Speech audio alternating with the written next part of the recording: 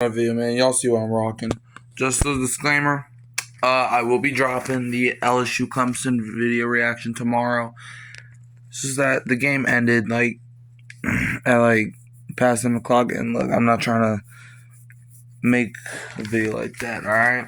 So, I understand some people want fresh content, but also, I don't want to be talking like this for over 12 minutes talking about one football game. So that video should be coming out tomorrow, depending on what happens. But today, we're going to be doing NBA off-season rankings, sort of. So basically, we're going to be breaking down the biggest winners or losers. But anyways, let's just hop right into it. And I will have to say, the power rankings are going to be based off, they're not really power rankings, but they're going to be based off their off-season performance, like what they did in this off-season. So starting off, talk about some of the biggest winners. I think when biggest winners come to my mind, I think the Houston Rockets. They were able to trade for Kevin Durant. And they traded away Jalen Green, but he wasn't that good anyways. They didn't have to give up most of their young core or even most of their draft picks. And the draft picks they did give up, they might not even need. And plus, wasn't it only that one first round pick? I could be wrong, but I think it was just that one. Maybe it was another one, I don't know. But yeah, I think the Rockets clearly are one of the winners of the offseason.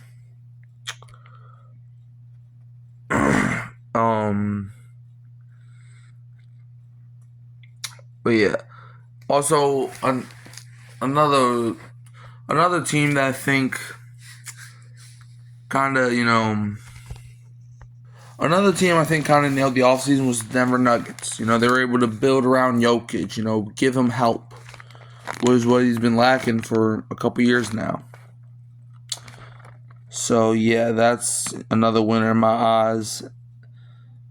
And I feel like another winner in my eyes is the Atlanta Hawks. They were able to trade for Kristaps Porzingis, and also they nailed the draft, I really like that I really like that trade that they made with the Pelicans to get themselves another first-round pick next year, along with Asen Newell. And what I also liked about the Hawks offseason is that they're trying to build around Trey. They are. Okay? Sorry, y'all. Yeah, they're trying to build around Trey. They're showing that they're trying to. And I hate to admit it. But they might have won the DeJounte Murray trade. They might have.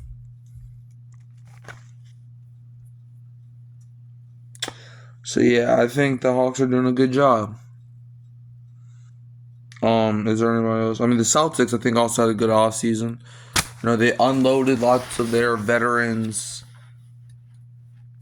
that were using up their cap space. A lot of good veterans too, like Jrue Holiday and Porzingis. But the Celtics, they're heading for not really a rebuild, but they're not gonna be good next year. So what's the point of that, anyways? But yeah. Next one, I'm gonna do this one, underrated moves, and I feel like a sneaky good signing, I think, was. This is more of a re-signing. But I think the Grizzlies keeping Santi Aldama was a big one that a lot of people are just overlooking. Santi Aldama, he's tall, he can shoot, he can block, he can do a lot of things that a lot of guys can't do. So I feel like the Grizzlies keeping him is a big one. Personally, I think that's huge for Memphis. And I feel like, personally, a trade that is flying under the radar, and I kind of mentioned this earlier, it's the Jrue Holiday trade. a lot of people are not talking about the Drew Holiday trade like I feel like it deserves to be talked about. You know,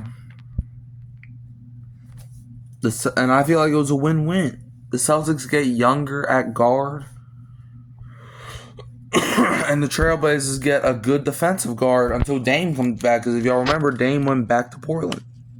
So, sorry my voice is running out. Look, I just spent like the past 3 hours screaming at the TV in the LSU game. So, yeah, I think I think that was a great trade that's flying under the radar. Not a lot of people are talking about it. So yeah, that's something that I feel like should be worth noting. And I feel like another sneaky good sign that a lot of people aren't talking about. Look, I'm gonna throw my Pelicans in here. We got Kevon Looney. We needed a center. Missy is more of a 4. We need a center. And I think we got one in Kevon Looney. I was watching some Warrior games last season, and I'm like, the Pelicans could use Kevon Looney. And we ended up signing Kevon Looney. That's going to be a move. Plus, he's reunited with Jordan Poole. If y'all remember, we traded McCollum for Jordan Poole. I love that. I do. So.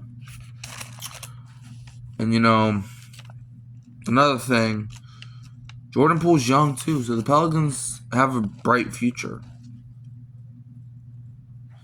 So I feel like signing Kevon Looney is going to help us. But yeah, hopefully that turns out to be good. But yeah.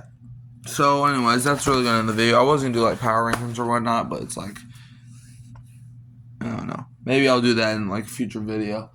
But anyways, how do y'all feel about it? The off season's been wrapped up for like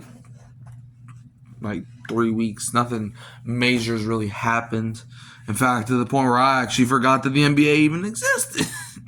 No, I'm playing. But still. Yeah. So you can also find me at Hurricane Mike, Kyle Phelps, and Kimi Roo at Sports Podcast. Don't forget to like, subscribe, share, turn the bell on so you don't miss a future upload. And I'm going to leave you as always with a Go Pels and don't be a Buns fan.